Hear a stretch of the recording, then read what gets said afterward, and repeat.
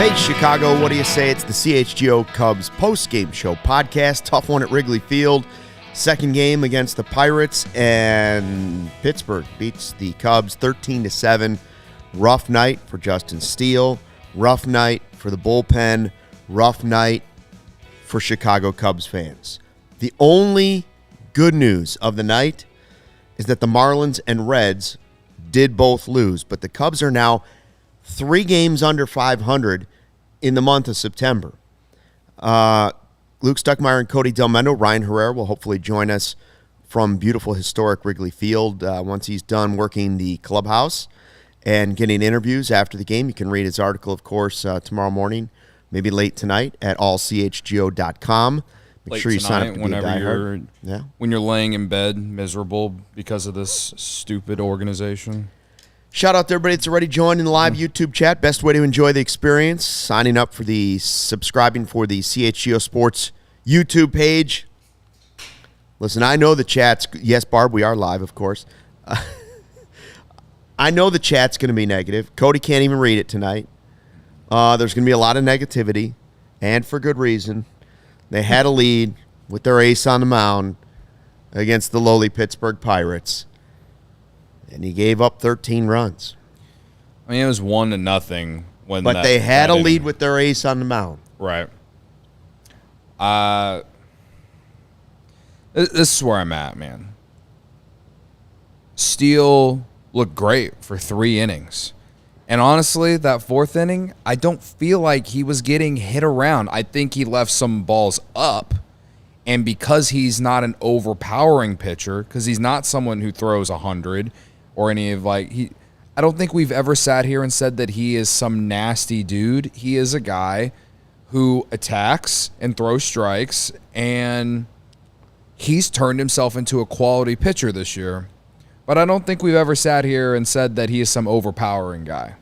So, because of that, he is a guy, sometimes, if you put the ball in play against him, the baseball gods, as I like to call them, or just like the luck factor, do not go your way.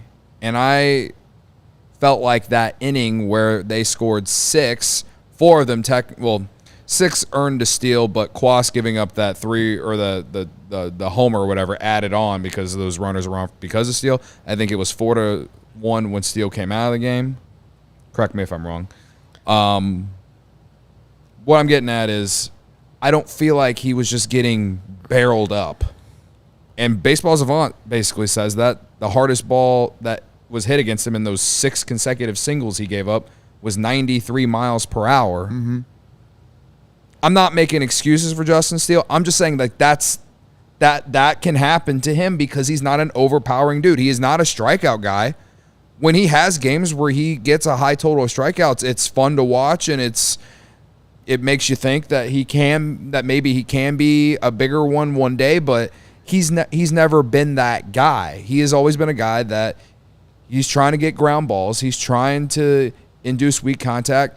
I wouldn't say he's anything like Kyle Hendricks because he does throw harder than Kyle Hendricks, but again, he is a guy that more often than not, he's getting outs from contact stuff. However, tonight he had 6 strikeouts, and so I don't understand how that 4th inning happened, but if you go back and watch it, I mean, outside of Henry Davis's single that kind of busted it open a little bit for them to give them the lead, I felt like, Connor Joe hit a quote-unquote single that went 3 feet. You know what I mean? That was bad luck. There was the hit before that was a bloop single. Again, I'm not making excuses for Justin Steele. I'm just saying that I feel like he's had worse starts than this. That's for sure. And I just think that tonight that so-called luck factor wasn't on his side.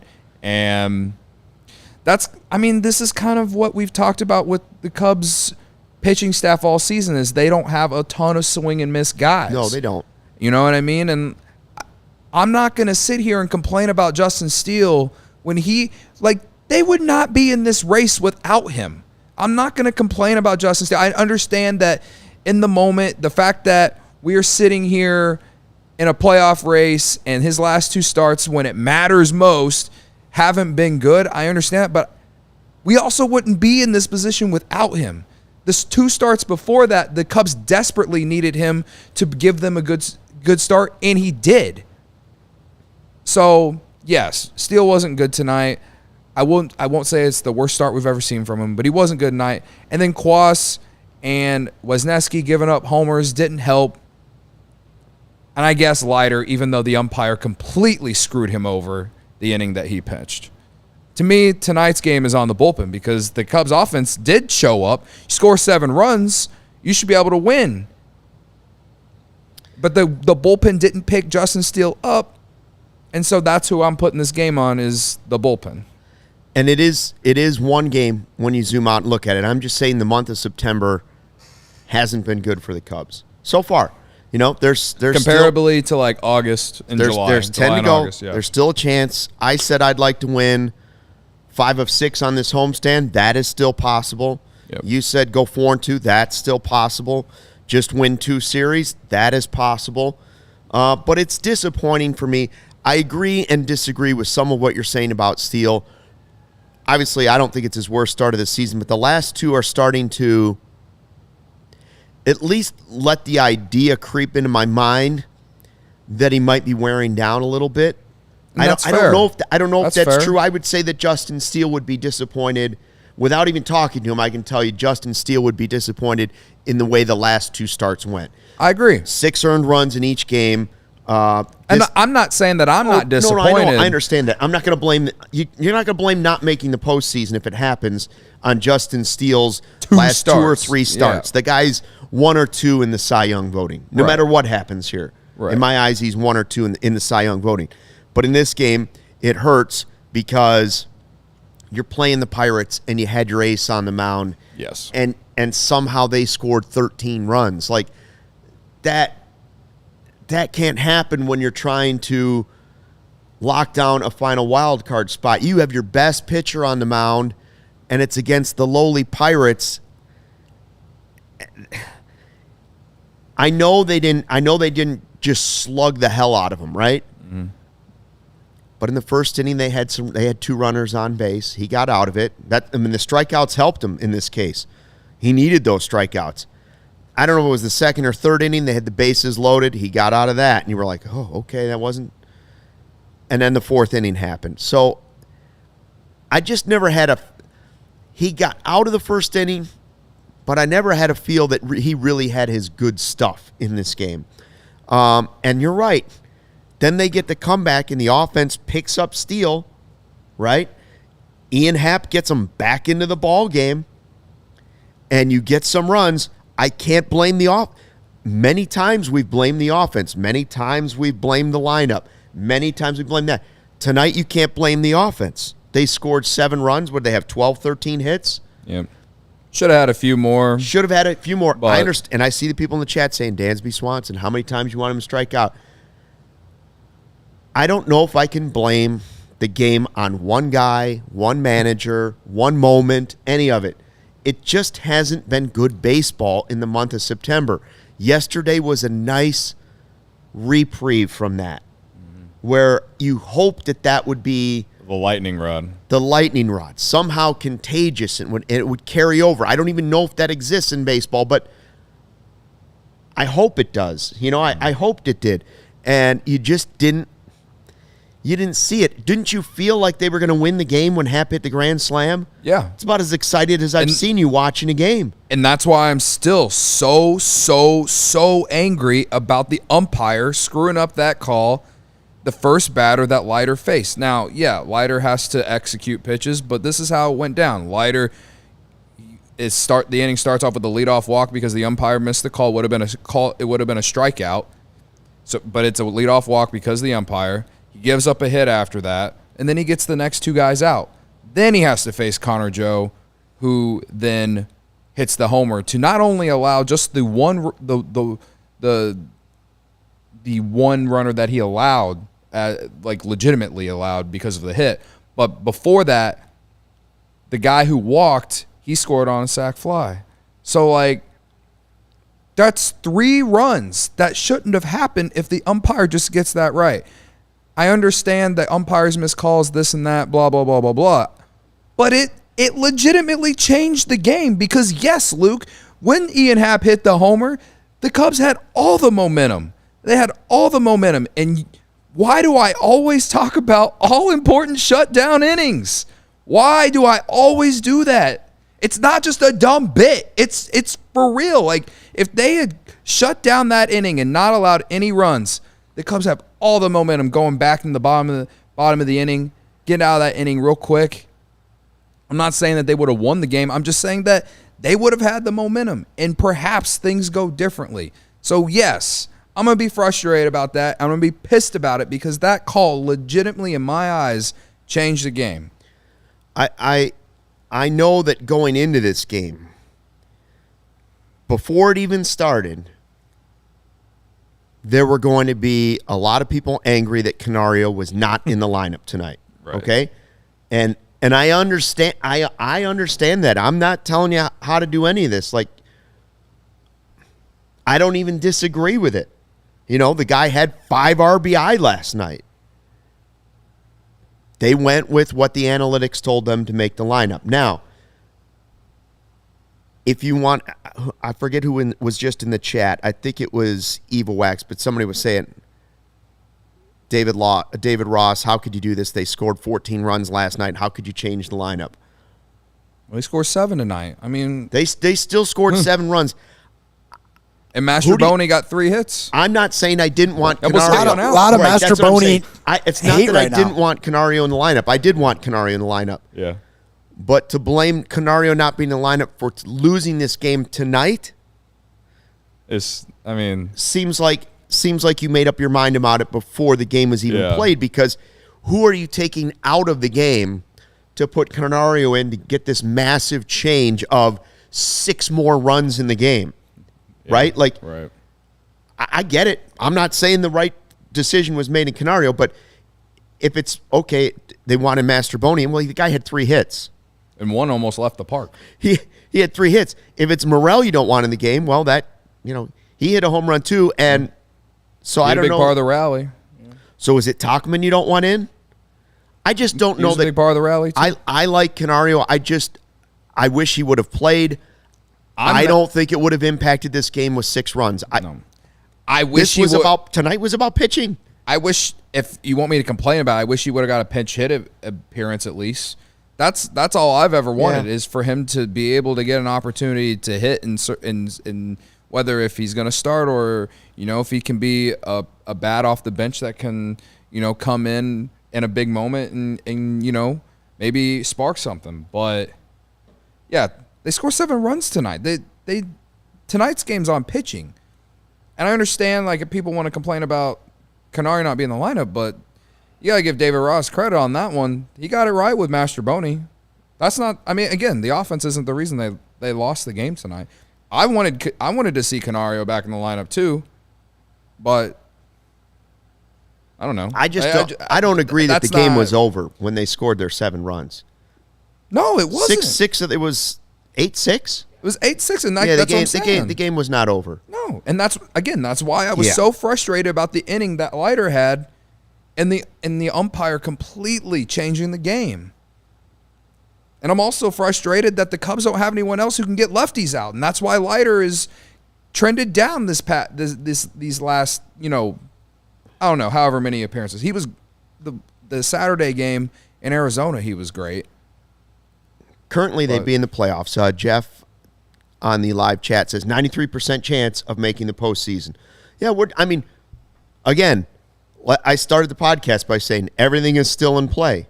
It is one loss. Shout out to the Mets. It is a disappointing loss because you could have made up ground. Yes. You had your ace on the mound against a garbage team in your division that you have absolutely, what was it, coming into this game? 88-28, they'd outscored them this year. Yep. So, and now they lead this series like what? You've dominated 21-13. Like that's what the score is. And the 2 games they've won, the same pitcher's been on the mound. Yeah.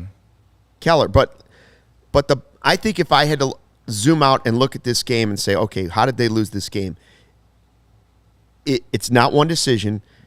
It's that the roster's imperfect in the bullpen. It just is. And if I had to, There are games we have blamed David Ross's decisions. There are games we have blamed the hitting. They don't have enough home run hitters. There are games we have blamed they don't have a good enough third baseman. There's games we have blamed on first base is not settled unless Bellinger's at first. There are games we have blamed and said, I don't know if they have enough star power or enough starting pitchers, all of those things. But the one constant that has kind of come back many, many times this season, and some of the others have too, I don't think they went into this season, even if they do make the postseason, I don't think they went into the season with enough depth in the bullpen. Now, they have shown us that they can find guys, Merriweather and ALLCITY and anybody. They have found a way to piece together bullpens, and I just still have confidence that they'll be able to do that.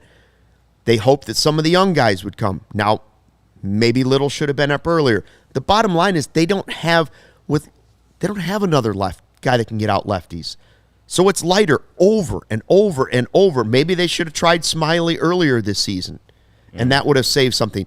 The Hughes injury has greatly impacted this bullpen, like it or not. Now, you can look back on it and say, boy, a season shouldn't hinge on whether or not Hughes is healthy in the bullpen. Having an extra left-handed reliever. Right. And then our guy, the pitch doctor, Brendan, was in our Slack channel during the game. We're all talking about the game back and forth. And yes, Fulmer's hurt again. Also Fulmer being out. Okay, so Brendan was in there saying, listen, this is on. We weren't blaming Ross. We were all saying this is an imperfect roster. He was saying Jed Hoyer needs to figure out a way to make that move at the trade deadline. And the only pushback I give to that as devil's advocate is that this roster was so flawed by their own doing, but this roster was so flawed in the offseason that even though they spent all of that money, which was a lot of money in the offseason, maybe it wasn't, Mets money, but that hasn't worked out either. They spent a ton of money, and they said they had prospects coming. There were still so many holes to fill. At what point do you stop plugging the hole and say, all right, we're not all in on this season, but we think we've got enough to make it interesting and keep the development going to where we're not trading too many guys away. I don't know the answer. We're going to have a whole off season to talk about it. I hope we've got another 3-4 weeks to talk about it. But right now, 8-11, not going to get it done. Even though currently tonight, right here, they're in the postseason. If this trend of 3 games under 500 continues, I think they might fall a game short. We'll see. I'm not giving up on it. They're in position, but rebuttal to the bullpen stuff. Yes, Hughes being out all year was massive, but shouldn't have been. But also, Keegan Thompson was supposed to be a workhorse in the bullpen this year. You thought he'd be better? I mean, I was all in. I think we were all in. We were all excited about Keegan Thompson. In a perfect world, Assad is still in the bullpen. Yes. Giving you Stroman's injury, I mean, it's impacted things. That's another thing. That's why, I think anyone who's going to bitch about Justin Steele, he delivered in so many spots. Oh, I hope during this stretch without Stroman in the starting rotation. Again, he was not good enough tonight. He has to be better in these games in September. And if he's going to be a top 3 in the rotation guy moving forward, they're going to need him to do that. They're definitely going to need him to do that. But again, they are not here in this position. We're going to wake up tomorrow with the Cubs in the playoffs if they would start tomorrow, and they would not be here without him. So if you want to complain about him or be worried about him in some aspects, fine. But I just don't there were some weird-ass takes on social media tonight regarding Justin Steele. It's this dude's been carrying this roster all season. All season. No, right? I mean, if there's somebody out there that's blaming Justin Steele if the Cubs don't make the postseason, you're out of your mind. Out of your mind. You'd be totally out of your mind. If you're blaming a lot of guys, you're out of their mind.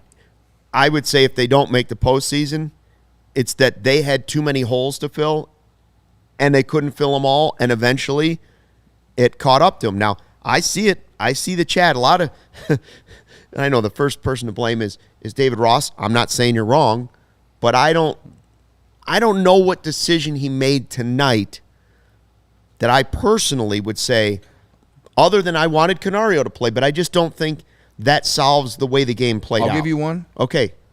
Why is Jose Cuas continuing to pitch every single day? I feel like Jose Cuas is pitching every day, man. Yeah, I know. He gave up a homer on Sunday, and he gave up a homer tonight. And before I go any further, I want to say that I'm high on Jose Cuas.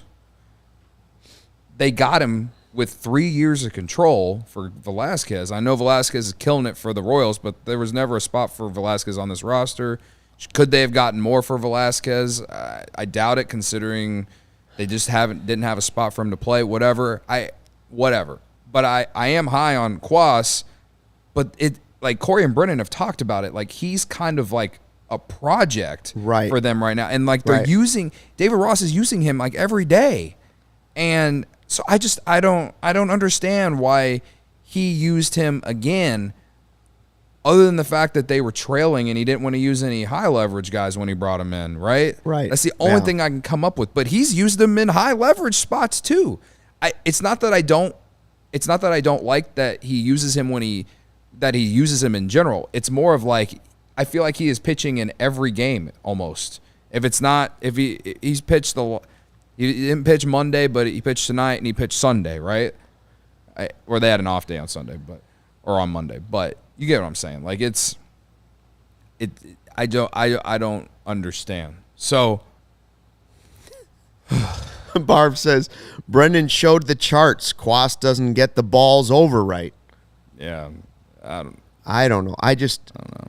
I'm all up lost in my head in terms of like the again. schedule, I'm not. I would never.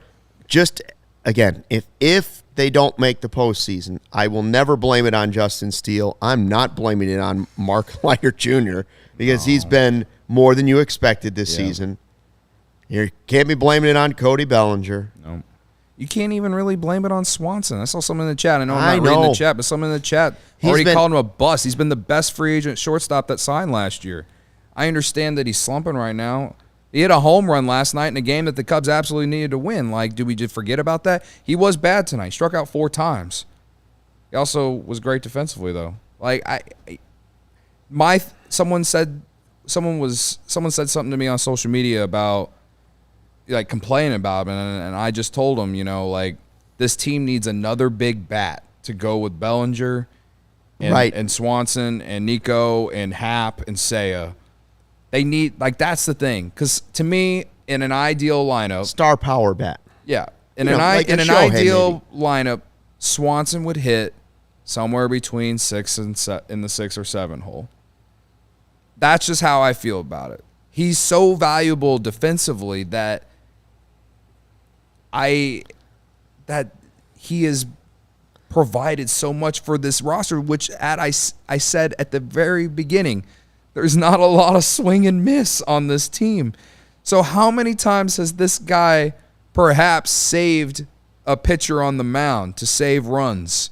You know what I mean? He's among the tops in the league in outs above average, defensive runs saved. Like, defensively has been great. He's been inconsistent offensively, but I feel like that's what he's always been offensively.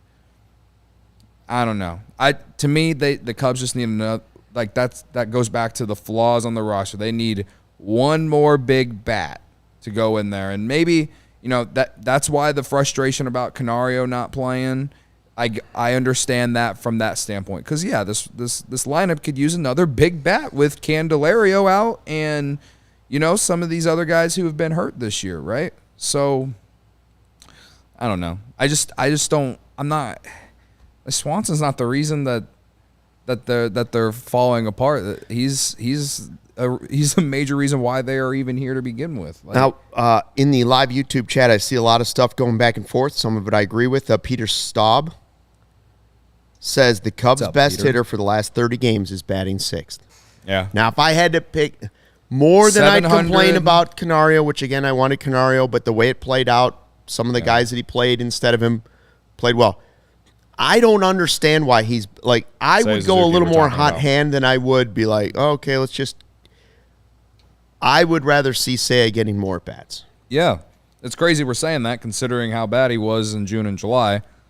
But yeah, they put the graphic up on Marquee tonight that said that since August 1st, he's leading baseball in slugging percentage. He's slugging 700 since August 1st. He's batting sixth. They hit him fourth last night. You know, like this is my thing about David Ross in the lineups. All right.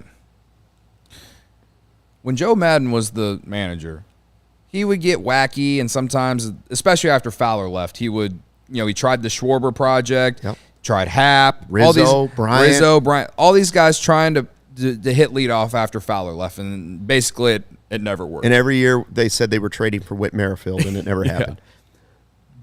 And then, like, the one thing that was always consistent with those teams, though, was that Rizzo, Bryant, Baez, Contreras, and, whoever else I'm missing here, Schwarber, they were all consistently, like, in the middle somewhere, right? With Rizzo and Bryant, 2-3 or 3-4, whatever. It's like that's kind of been like outside of June and July when I felt like we just saw Ian Happ and Seiya Suzuki hitting 3-4 consistently. But of course they were struggling at that time. It's just been so different all across, not just like at the top or at the bottom, like it just all across the lineup. It's just been so different. The only person now I feel like is in the same spot consistently is Cody Bellinger, hitting fourth almost every night. He hit third last night, but fourth again tonight. Ian Happ in the three hole proves all of us wrong about him hitting third. Hits a grand slam. Yeah, we're all I don't want him batting thirds tonight. But the point is, though, is just self-included.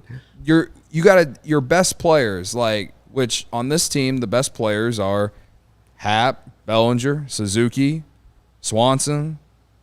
Those four, at the very least, they gotta be in the same spots every night. And that's what's been so frustrating with me is like because Ian Happ was struggling a lot in June and July, it felt like you could have still left him in the middle of the lineup, but you didn't have to hit him in the 3 hole as long as you did. Seiya struggling in the 4 hole for a lot of those months. And then you move him down after you give him the reset, and now when he's hitting well, you're not going to move him up. Bellinger is the only one that's consistently been in that 3 or 4 spot all season. All right, now. Or at least in the second half of the season. And there's been parts of the season where David Ross has put Bellinger at the bottom of the lineup. Like, I don't know. Nick Madrigal supporter says, and we're going to address this in the second segment, Ian Happ has been horrible for months.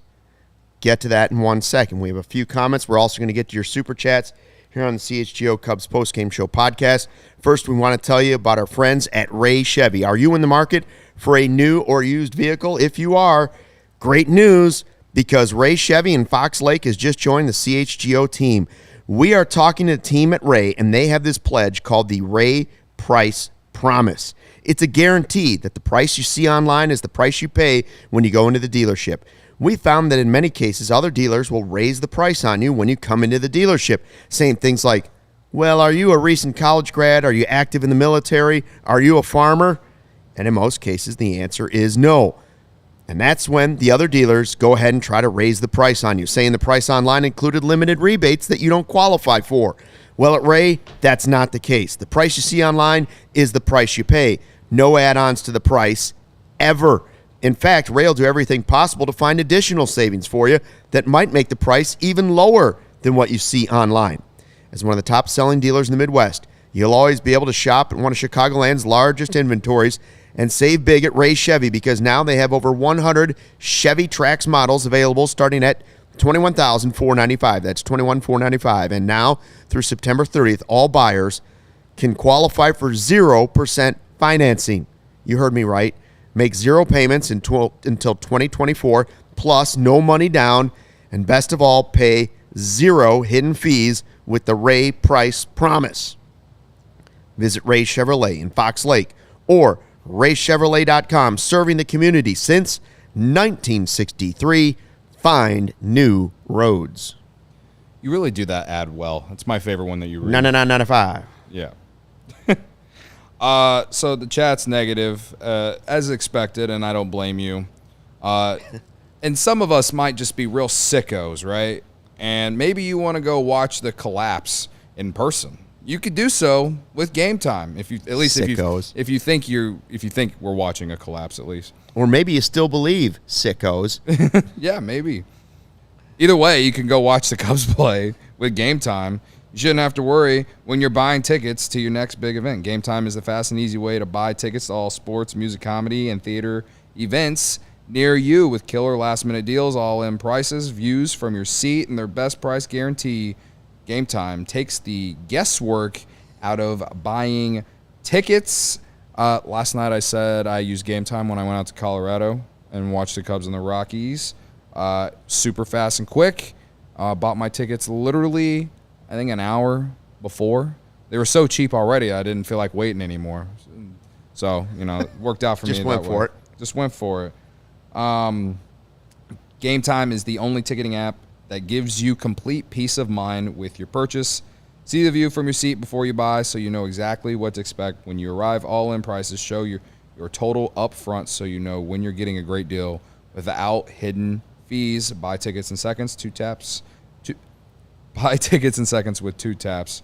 They're obsessed with finding ways to help you save money on tickets. Game Time has deals on tickets right up to the start of the event and even an hour after it starts. It's the place to find last-minute seats, find exclusive flash deals and sponsor deals on tickets for football, basketball, baseball, concerts, comedy, theater, and more. With zone deals, you pick the section, and Game Time picks the seats for an average of 18% savings. And the Game Time guarantee means you always get the best price. If you find tickets in the same section in a row for less, Game Time will credit you 110% of the difference. Take the guesswork out of buying tickets with Game Time. Download the Game Time app, create an account, and use code CHGO for $20 off your first purchase.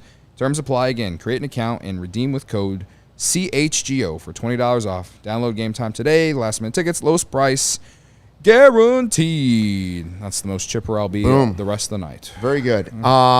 Okay, so we've got a lot of people in live chat. Hello to everybody. I appreciate everybody's opinion. I disagree with some, but that doesn't mean you're wrong. Okay? You're all right in I our will hearts. say this. There's been a lot of talk about PCA. He only batted once tonight. Yeah. He's not the reason they lost the game. I'm not saying he doesn't look a little overmatched at the plate, but he's not the reason they lost. At the moment, we're talking about tonight's game. Nick Madrigal, supporter Jr., we mentioned before we went to the ad break, and we were talking about, he said he's been bad for months. Now, I think it's an odd time personally to poke at the Ian Happ thing because the guy hit a grand slam. But if we want to do it, it's interesting because Cody actually was looking at Ian Happ's numbers going into this game, and they caught us both a little bit by surprise. Admittedly, I was surprised. I was like, really? Because the narrative had crept into your mind, too, that maybe this wasn't this season wasn't going very well. Well, it's not that I thought it wasn't going well. I felt like it was significantly not as good as last year, and I was pleasantly surprised to see that I was wrong. So right now, Ian Happ has a 3.4 F-WAR. I know you don't know what F-WAR and B-WAR is. Well, that's a Fangraphs WAR, of course. There you go. You learned. Wins above replacement. Corey and Brennan taught you. He has a 3.4. Old dog, new tricks. He's a 3.4 F-WAR. Coming into tonight, that probably increased a little bit or perhaps increased. I don't know if these stats are updated with tonight's stuff, but coming into tonight, 3.4 F-WAR. Last year, in his All-Star season, when he won a Gold Glove, he had a 3.6 F-WAR. So I was like, oh wow, it's about the same, right? Close. Last year he had a 120 weighted runs created plus, or WRC plus, as the nerds call it. this year 116. So about the same. Yeah. Last year he slugged 440. Coming into tonight, he was slugging 420. It's about the same. Last year, his on-base percentage was 342. Coming into tonight, it was 361. So it's actually better than last year. Last year, he hit 271. This year, coming into tonight, 246. That probably increased with those 2 hits he had tonight. Last year, 23% strikeout rate. This year, 22% strikeout rate. It's actually the lowest strikeout rate of his career. Last year, 9% walk rate. This year, 14.6% walk rate. Last year, 72 RBIs. This year, coming into tonight, 73. With that grand slam, that means he now has 77, if I math correctly. Yeah. Last year, 72 runs scored. This year, 80. Probably helps having Cody Bellinger behind you. 17 homers last year, 19 this year. He's already gone over more plate appearances than last year, and he's played 149 games now, and he did all of that in 158. So he still has a whole nother week and a half to improve on those numbers, and then I guess we can compare him again later. But the point is, whether you like Ian Happ or not, he actually has been right there. Right. Even if you don't understand all the numbers, yeah. Basically what Cody is saying to, the elderly like myself is that the numbers are all pretty similar. I would say the eye test would tell you defensively he hasn't been nearly as good this year in left field as he was, but that's included in F4. And so that overall number tells you like his overall production is somewhat similar to last year. Right. That doesn't mean he should or shouldn't have been batting third all year. I just think tonight is not the night to pick on Ian Happ. You want to look at OPS. He had a 781 OPS last year. Coming into tonight, he has a 782 OPS. So about the same. Like, all I'm saying is I was pleasantly surprised to see that his numbers are basically the same as last year. And maybe it's just because last year it was him and Wilson Contreras as the two guys that were like, okay, this is something to watch. And he had his most consistent season of his career. But I don't think it's fair to sit here and say that he has been bad this year, like Nick Magical supporter is saying, or anyone else in the chat who might be saying. I don't think he should be hitting third in the lineup more often than not. That's for sure. He came through tonight. And unfortunately, the Cubs still lost because of their bullpen. But he's also been hitting pretty well, I would say since mid-August. But, Chris in the chat has an interesting take. He says, Ian Happ is an above-average fringe all-star, someone you want on your team. He gets an unfair expectation because he's been here the longest, in my opinion. That's fair. That might be pretty spot on. Yeah. That might be pretty spot on. I don't think he's a superstar player. I don't think anyone does. But the Cubs only have a couple of guys that have that potential on the team.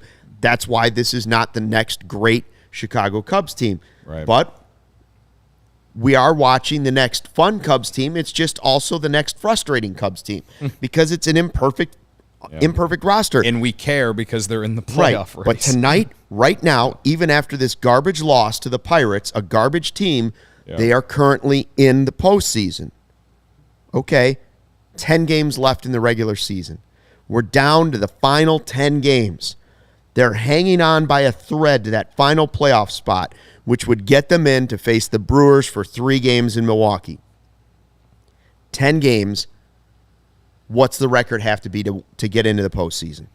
If you win 7 games, I think that takes you to 86 wins on the season. Yep.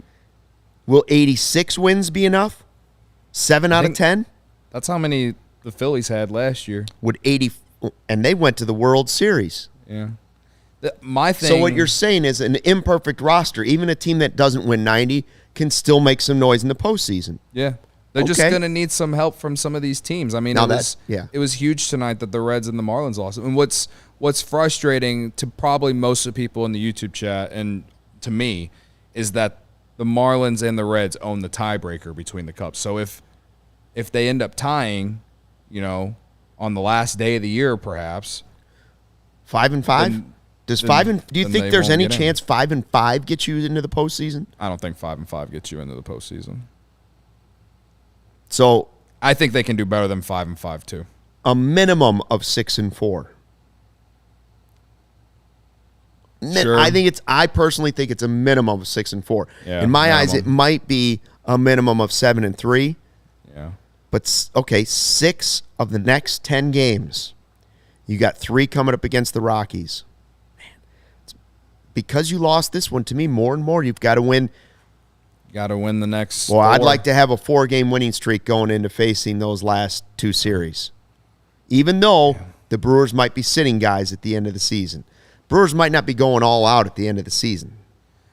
Like I was saying to you on the couch, like, will Milwaukee try to control their own destiny? Because if the Cubs get the last wild card spot, they're going to Milwaukee for that 3-game wild card series. Yeah. You know what I mean? Like, will Milwaukee care who they play? Would they rather play the Reds or the Marlins? But if they try, then that doesn't set up their starting pitching rotation the way that they probably want it. You know what I mean by that? So that will be interesting. I think the Cubs have to at least win 86. At least. So But, you think 7. yeah. Because then Gotta those think two the Brewers playing spoiler against the Cubs if it comes down to it. Even if they've got nothing to play for, you Right. gotta think that they're playing to keep the Cubs out of the playoffs. It's I don't funny, think but they don't want to. I don't think they want to play the Cubs. They would much rather play Miami or the Reds. But I'm saying even even if it comes down to burying the Cubs and taking them out of the wild, like they're gonna play for that. That's a reason enough to play for them. And If same they- thing, but the Braves too. They end. The Braves could have. I don't know about that. We've talked about the overall number 1 seed. They might still have that to play for, but that's another team that could. You're wondering, how far they're going after when you go to Atlanta. if you go 7-3, that means the Marlins and or Reds have to win 8 of 10. Okay, but I just it's Yeah. It's interesting. Ryan's going to be joining us here in a second. I do want to tell you about Fubo TV, 140-plus live channels of sports, shows, movies, and news. You can stream live TV from any device. Watch the most Chicago sports for the lowest price. Start watching right away with a free trial, no contract, no cable, no hassle. Just sign up and start watching. 1,000 hours of cloud DVR included at no extra charge. Watch your local teams while traveling. That includes your playoff hopeful Chicago Cubs, college football, Big Ten, NFL, dare I say, the Bears and the NFL Network and Red Zone. Ryder Cup as well. Watch all your favorite Chicago teams. www.FuboTV.com/CHGO to sign up for 15% off your first month of Fubo Pro. And we are also back with another week of football. DraftKings Sportsbook keeping us in on the NFL action with great offers every single game. New customers can bet $5 and get $200 instantly in bonus bets. Throw $5 down on any of this week's epic matchups to walk away an instant winner. And DraftKings isn't stopping there. All customers can take advantage of 2 new offers every game day this September. Football's more fun when you're in on the action, so download the app now and sign up with the code CHGO. You heard me, the code is CHGO. New customers can bet just $5 to get $200 instantly in bonus bets. Only on DraftKings Sportsbook, an official sports betting partner of the NFL, with the code CHGO. The crown is yours. Gambling problem? Call 1-800-GAMBLER or visit www.1800gambler.net. In New York, call 877-8-HOPE-NY or text HOPE-NY, which is 467-369. In Connecticut, help is available for problem gambling. Call 888-789-7777 or visit ccpg.org. Play responsibly, please. And on behalf of Boot Hill Casino and Resort, Kansas, licensee partner Golden Nugget, Lake Charles, Louisiana, 21 and older, varies by jurisdiction, void in Ontario. See sportsbook.draftkings.com/football terms for eligibility, terms, and responsible gaming resources. Bonus bets expire 7 days after issuance. Eligibility and deposit restrictions apply. Barb says council is mad they won't extend him and they will throw games to the Cubs. I like it, Barb. If only. That's a good way to. That's a great conspiracy. I like that one. Big of me to read the chat. Colin says I'm at least only we have reading the Bears Barb tonight. to give us a nice off-season distraction. Yes. All right. Ryan is here, joining us from beautiful, historic Wrigley Field. Ryan, what was the theme? What was the vibe after that game? Because I thought they were winning it after the Grand Slam, even though before the Grand Slam, I thought this game is over. So I was a roller coaster of emotions. Well, let me ask, when did you keep the Rice Krispie rally going throughout the game, or did you taper off after it looked like they were about to come back? Cody and yes, Cody did for sure. I did for sure. I don't know if Joey did. I had one. I had because 3. one should be enough. I had 3. I had like You 4. had 3? You had 3. I had 4. So we might have overdone the Rally Rice Krispies. Listen, nobody's blaming us. We did the right thing. I did We ate the Rice We have done Krispies. everything right as fans. this Everything we year, could right? do, we did. We didn't run out Barb. I was just trying to pinpoint the timeline of when the Rice Krispies ended and when kind of things went wrong. But no, I know. Everybody's to blame here except for us. Yeah. Yeah, can't blame you guys. No, but I mean the general vibe in the clubhouse, and that's a tough loss, right? Like we talked to Ian Happ, and obviously he's the one that hits the grand slam, makes it a 2-run game, and Wrigley Field is loud. The dugout's kind of like really excited. They got that faith, and to just kind of see what happens after that stings. But the general vibe is kind of the same as it's been, right? It's like you lost the game, and I think fortunately the teams behind them in the wild card standings lost too. Maybe that softens a little bit of the blow because they're still holding on to that spot right now. But it's also like, you know what, they lost, right? And you can't dwell on it forever. You can't feel too sorry for yourself. You have to go out and try to win again tomorrow. Yeah, win again the next day, win again tomorrow. Wash this one out and take it day by day. And that's something that, Ian Happ said that again today, but he says that a lot. And, Dansby, a lot of these team leaders say that. And, it's cliche, but I think that's also like the right mindset to have at this point in the season. It's like you lost. And you lost the game in a tight division race. You're not out of it. Wash it. Get ready to play tomorrow. I know guys the finish line is in sight for them. Can't get too high, can't get too low. Something I think we've talked about it a lot on this podcast. And yeah, I think that's just a sentiment that the guys in the clubhouse have is you can't do anything about the loss now. Like you have to come back tomorrow and just be better and win a ball game. What did Justin Steele say after this game? I mean, we were talking about it. I said there's no way anybody in their right mind could blame Justin Steele if the Cubs failed to make the playoffs. That said, the last 2 starts have been difficult because he gave up 6 runs in each, and he's turned into the ace. I mean, the guy's 1 or 2 in the Cy Young. So, unfortunately, these 2 starts have come at a really tough time. Yeah, he kind of talked about, getting to 2 strikes and the Pirates making good adjustments, getting the bat on the ball. And, I looked at it. I think he had a 770 BABIP today. So, like, batting average, balls in play, like, that's insane. And so he kind of said that, like, they were doing a good job of adjusting and putting the bat on the ball, fouling pitches off, working counts. And then when they would put the ball in play, they were hits. Right, like that inning, right? That 4th inning, the 6 straight singles, like maybe one of those was a cheap hit, maybe 2, right? Like the rest were like line drives or solid ground balls in the hole. So it was just like the Pirates kind of had his number in that inning, and that's where, that's where it's tough because he had, he cruised through the first 3, had 6 strikeouts, looked like Justin Steele that we've seen all season. David Ross talked about it and was asked about just kind of now any concern over back-to-back kind of, poor box scores, I guess is the right way to say it, because he talked about how Arizona, today was a struggle for him for sure, but like Arizona was that start where he gave up 2 3-run home runs on 0-0 sliders, right? It was just it was more of just 2 mistakes versus a struggle throughout that game for him. And so I kind of agree in that sense, but it does look, it's 2 bad box scores, right? 2 bad results for Justin Steele at a time when the Cubs have needed him to be Justin Steele. And, no one's obviously given up on him.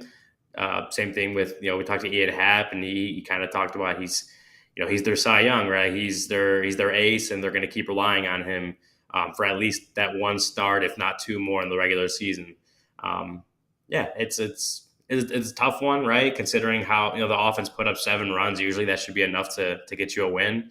So it's a rough outing for him, but he's been that guy that's bounced back from some adversity this year. He's been that guy that's just consistently good, and he goes through a couple bad starts. I think they still have that faith that he's got that old Justin Steele in him, and he'll next time out, I think he'll pitch in Atlanta next, and he can kind of show them what he's done for them all season. Yeah, I mean, they're not even in this playoff hunt without Justin Steele. No, I mean, he started the season as your number 2 starter, and now you're talking about, is it Snell? Is it, I mean, you're going back and forth. I think the last 2 games probably take him out of, realistically, the Cy Young. I think that probably slipped away these last 2 games.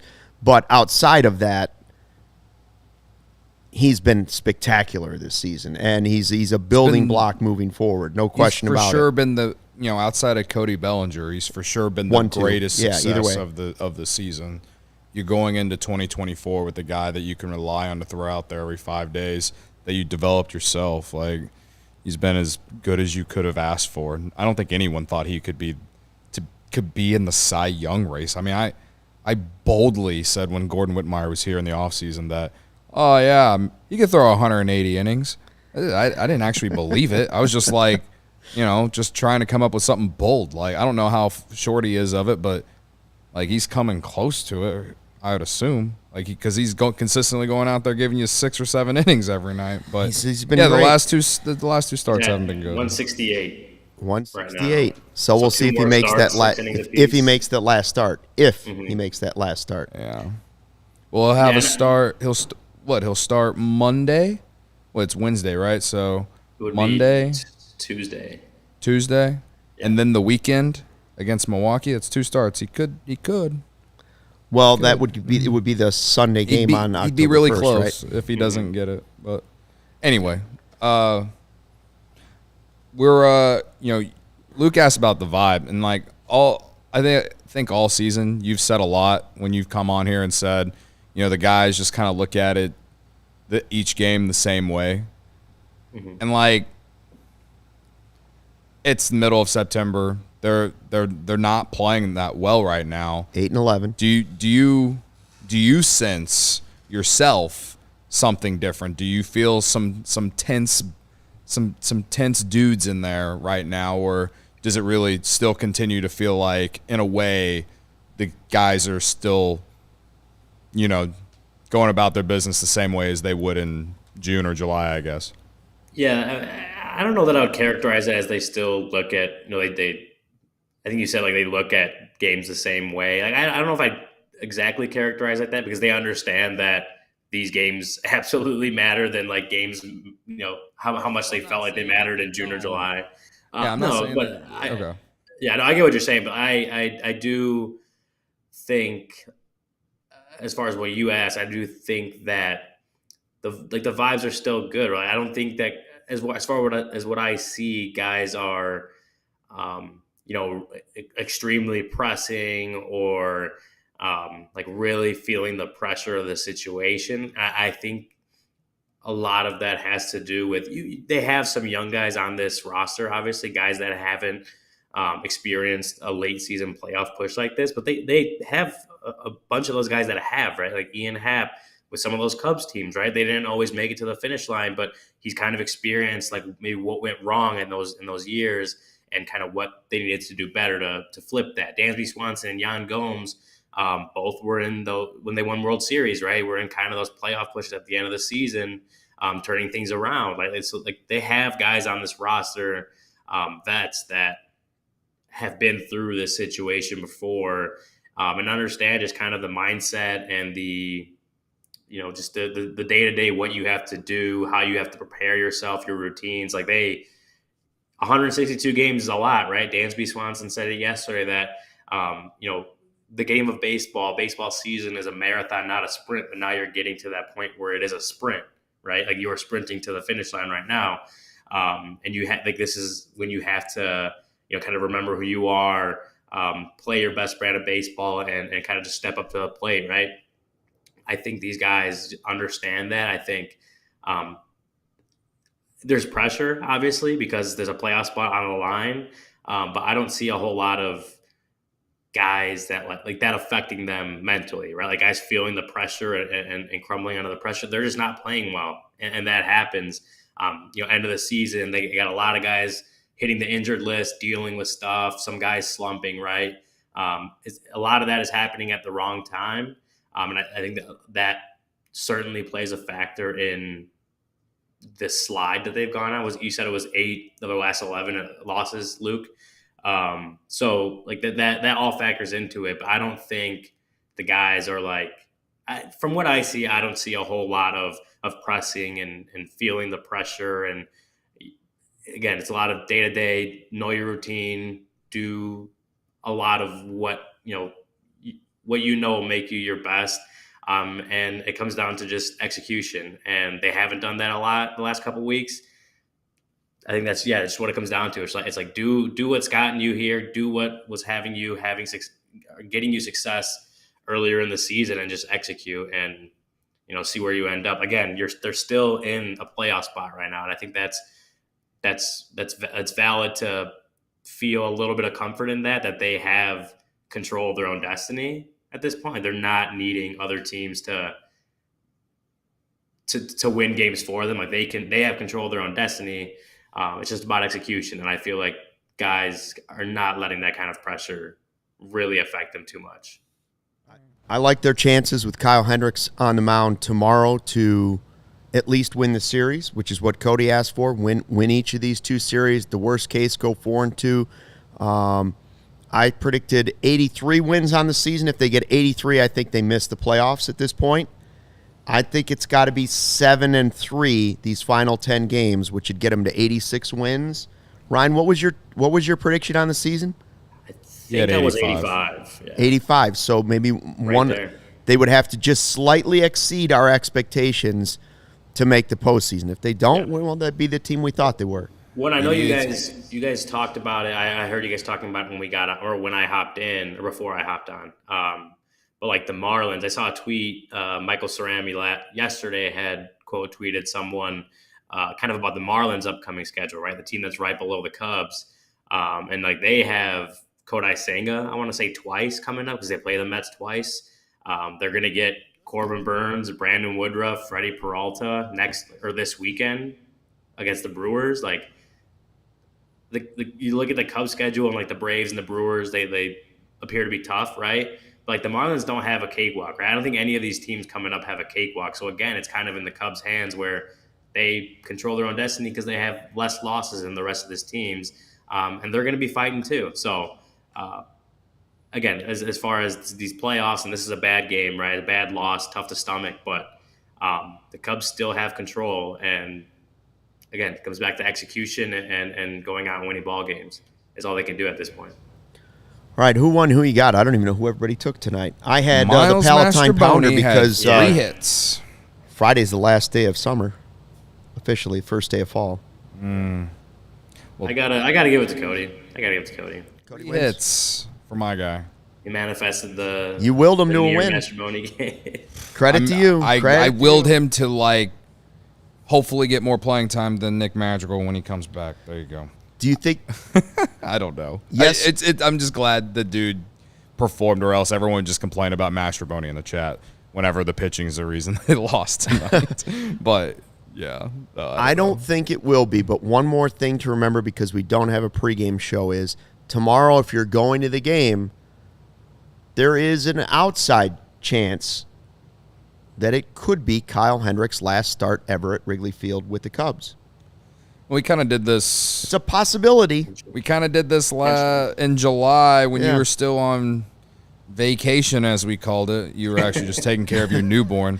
Could be though, right? He had a start before the trade deadline at Wrigley. That's right. He performed pretty well. So I mean, Ryan, correct me if I'm wrong. I believe there were it was talked about in the locker room or whatever, wasn't it? Yeah, no, I think we asked those questions kind of just considering the situation they were at that point. Yeah. Magnus Rhythm, I don't know what you're watching. He's been really good this season. Saying he's done. He's been way better. Time than to hang it up. To me, Kyle Hendricks has exceeded expectations. I didn't expect him to be a 2. I expected him to be a 5 on this team if it was lucky. Yeah. The chat's wild tonight. There might be some trollers complaining out about there. Ian Happ, even though he hit a grand slam and a double. We're complaining about Kyle Hendricks now, even though he's been literally more than anything we could have expected coming off an injury. Trying to blame me, even though I ate my Rice Krispie Everyone wants to Rally blame treat. me because I went to Colorado and Arizona. Like, I don't know what to tell y'all anymore, man. They just got to win tomorrow. That's all I'm asking. You got to win tomorrow. You got to win tomorrow. Ideally, sweep the Rockies. They got to take advantage of these games. And I understand. Got to win tomorrow. We're literally crawling to the finish line, but you just can't have another game like tonight. I mean, Can't lose a series to the Pirates. No, you just can't. Not the way you've dominated them. You can't do it, man. They absolutely can't do it. They just got to win. They got to start winning games, and that's just the bottom line. I thought 88 wins was a lock about 3 weeks ago. That's what I predicted this year. I had the nuts to do that, and it's going to be a tough task to now get there. But they got to figure it out, man. I still think no matter what happens, we will be able to look on and look at the good and the bad of the season, but Not yet. not yet. I can't do it yet. Is that from Gladiator? Not today. Not today. Not today. All right. We'll let Ryan go because every second counts when you're thinking about getting home just a little bit earlier. So Ryan have his stuff coming out at allchgo.com. Look for that. Make sure you sign up to be a diehard so you don't miss anything, even though a lot of it's outside of the paywall. Some of the stuff is behind it, so make sure you sign up to be a diehard. We also want to tell you, take on the sun with gear built to last. Our friends at Shady Rays have you covered for the warm weather with premium polarized shades at an affordable price. Shady Rays, an independent sunglasses company that offers a world-class product that's just as good as any expensive pair we've ever worn. Durable frames, extremely clear optics for outdoor adventures, even skiing coming up this winter if that's something you like to do. And that's not all. Shady Rays has the most insane protection in all of eyewear. Every pair of sunglasses backed by lost and broken replacements. If you lose or break a pair, even on day one, they told us they'll send you a brand new pair, no questions asked. Wear your Shady Rays with confidence because they have your back long after you purchase them. Together with their customers, Shady Rays is providing much-needed support to nonprofit partners across the U.S. through Shady Rays Impact. From building play sets for pediatric cancer patients to providing young adults with MS the outdoor adventure of a lifetime, Shady Rays is making an impact in your community and others like it now and for years to come. If you don't love your Shady Rays, exchange for a new pair or return them for free within 30 days. There's no risk when you shop. Their team always has your back. Exclusively for our listeners, Shady Rays giving out their best deal of the season. Go to ShadyRays.com. Use the code CHGO for 50% off 2+ pairs of polarized sunglasses. Try for yourself the shades rated 5 stars by more than 250,000 people. Barb says she thinks Ryan has school tomorrow, and I'd agree, but I've seen him have some Goose Island, so. She also thinks you were out picking up too many chicks on vacation and yet you still look a little tired, she said. I wish that's what I was doing. Instead, I was watching this godforsaken team. Anyway, while I was on vacation and what I did, and the Cubs were as well. And I guess the Cubs were. You were both on vacation a little bit. We were having some Goose Island. I was definitely having some Goose Island. Chicago's beer since 1988. They got the Oktoberfest. Since the fall is basically here, the Beer Hug family. I always talk about the tropical one, 9.9%. If you are miserable like me because of the Chicago Cubs, may I suggest to you the tropical one? It will only numb your pain. 312, it's a classic, and then I also love the Full Pocket Pilsner. Is one of the more lighter ones. We got the Bears tailgate coming up against the Broncos week 4. I know all the Bears do now is give us pain, just like the Cubs, but the tailgate's the week 1 tailgate we had it before the Packers game was awesome, and we're gonna have plenty of Goose Island there, so come check it out. Bragg's mom made brownies. Oh yeah, the barbecue that was there will probably be there again. Oh yeah, all season Firewater barbecue. All our friends from DMVR will probably be there. We'll all probably be pretty miserable because both teams stink. But somebody's got to win. Somebody's got to win. We should bill that as all city tailgate. Somebody's got to win. Somebody's got to win. Anyway, the point is there's going to be plenty of Goose Island there, man. I know they had me and Stuck like manning like the beer station or whatever. That way, no one random would come and take it because of the bulk and the muscles and stuff. Yeah, absolutely. You couldn't have other teams for sure. That. Grab your ultra fresh brewery exclusive beers at Goose Island's original brew house on Clybourne Avenue in Lincoln Park, or from their tap room on Fulton Street in Westtown. Goose Island Beer Company, Chicago's beer. All right. Let's wrap it up. We got Hendricks tomorrow. It can only get better, right? It can only get better. I am asking for the bullpen to be better tomorrow. I think the Cubs will score runs, but the bullpen has to be better. And they need Kyle Hendricks is going 7. Okay. Mark my words. Kyle Hendricks is going 7 against the Pirates. Clip it, Joey. Clip it off. Yeah, they need Kyle to kind of pick up Justin Steele. That way Ross can use the high leverage arms later in the game. And just give me like an 8-3 win or something like that. That's what I'm begging. 7 innings, 3 runs out of Kyle. Would you take that? I would. That. Hey, listen. As bad as you might feel tonight after the Cubs lost to the Pirates, drubbed by the Pirates at Wrigley Field, let me remind you of this before we go. It could be worse. It could be the Bears. Thanks for checking out the CHGO Cubs Postgame Show podcast. Instead, we're just Cubs lose to the Pirates 13-7. We'll see you back here after the final game in the series tomorrow night. Right afterwards, same thing, full hour, therapy or celebration. We're here for you. Until then, fly the W.